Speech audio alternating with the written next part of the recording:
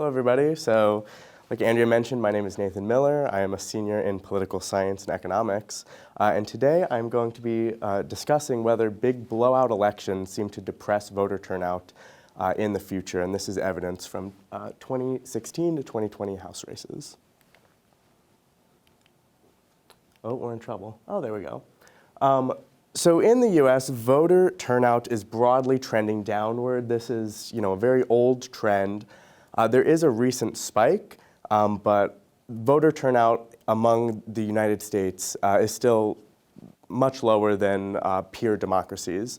And this seems to be a problem. It seems to threaten, the validity of electeds' mandates if, who sent them to Congress is not a broad appeal, broad consensus from the country, but rather a special interest that is just more politically active. So this really does seem to be a problem. For some more information on this data, we'll go to a video from Tom File with the US Census Bureau.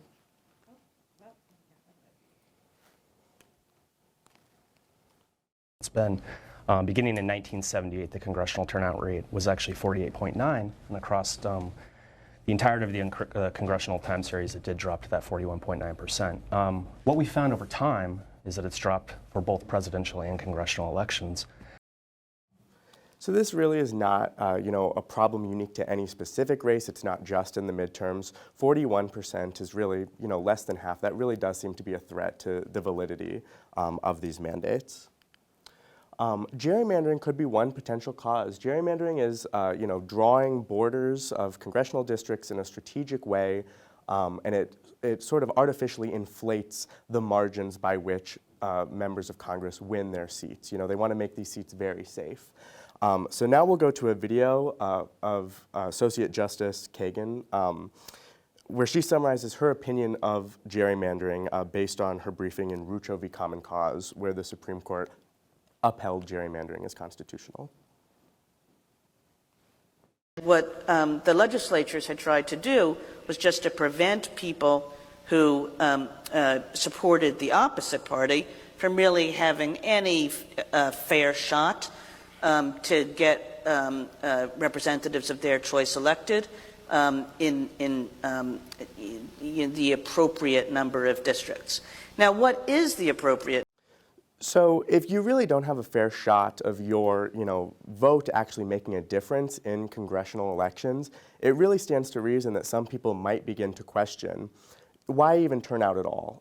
So you can sort of see this progression where if somebody comes to believe that their vote really does not matter because they live in such an uncompetitive district, why go wait in line? Why even waste the gas money?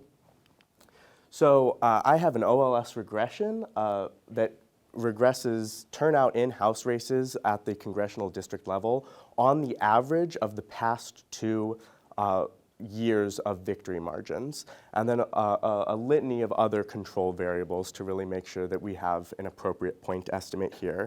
I used the Lasso algorithm. It's a supervised machine learning algorithm that sort of, it aims to maximize your out-of-sample fitness while also minimizing complexity. So I used this algorithm to select which variables I would regress upon. And you will see that we have this doesn't work, a lot of statistically significant variables. The historic victory margins certainly are significant.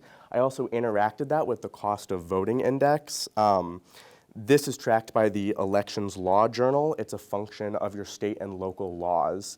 And really measures how costly it is for you to vote. If you have to present a photo ID, you'll have a higher cost of voting index. If you can vote by mail without an excuse, you would have a lower cost of voting index.